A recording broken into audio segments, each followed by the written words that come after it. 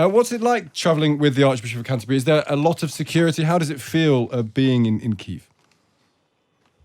It's a very small team. It's really not something where there's a huge entourage of security officers. It's been a sort of slightly surreal experience. We flew to Warsaw day before yesterday, and then took a 17-hour sleeper train across the border to get into Kyiv, because of course the airspace is closed. And Kyiv is a very beautiful city. In the most part, you don't sort of really necessarily feel that it's a city at war. It just feels like it's a very normal city until, of course, you come close to the central kind of government districts where there are the military checkpoints, where there are a display of destroyed Russian tanks that are sort of lined up outside a monastery as a sort of trophies of war. And yes, yesterday spent the day touring the city on foot with the Archbishop of Canterbury and some of the local sort of Anglican church members here. And then today he's meeting a large number of Ukrainian church leaders from the two Orthodox churches here and various other kind of religious representatives. And I think he just wants to get this sense of what are the challenges that are going to be faced this winter when it starts to get incredibly cold. It's very snowy here already, but it's going to get much colder. And obviously what sort of support can be provided from externally from the UK and what sort of support would be most useful. And do you get a sense of, presumably, is he quite welcome there? Ukrainians tend to like British institutions coming to draw attention to the war effort, the plight of Ukrainians. Is the welcome been warm?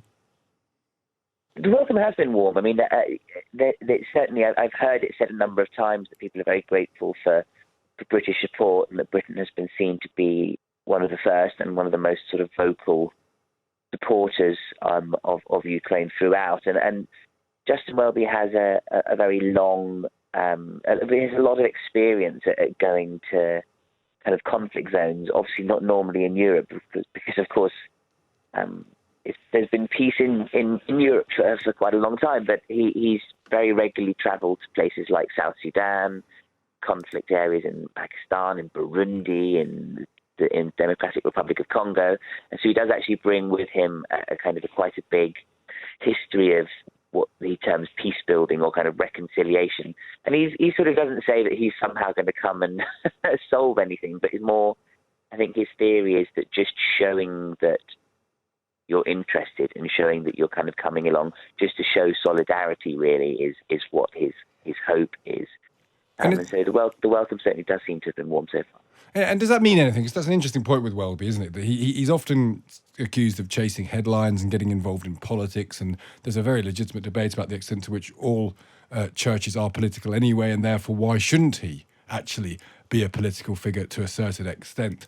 Do you have a sense that that this is something that's relatively straightforward for him? This is a thing that he should be doing. There's no controversy attached to it. No, I don't think so. I mean, when I sort of I wrote an article yesterday and went online, and of course when you get the replies on Twitter, they were broadly very positive, because there's been some criticism over the Pope's comments to do with the war, and have been a little bit more ambiguous over who's most to blame for the war. Whereas there was sort of praise for Welby for just coming out and being very straightforwardly saying this is a brutal, unjust, illegal war from Russia, and not having any ambiguity there over who's to blame for this conflict. And yes, it's true that is, every time any bishop or archbishop mentions something political, they get criticised and told they should sort of stick to religion. And his comeback is usually, well, I think Jesus was quite political when you think about it, and therefore he sort of speaks out on topics when he thinks there's a sort of Christian moral argument for doing so.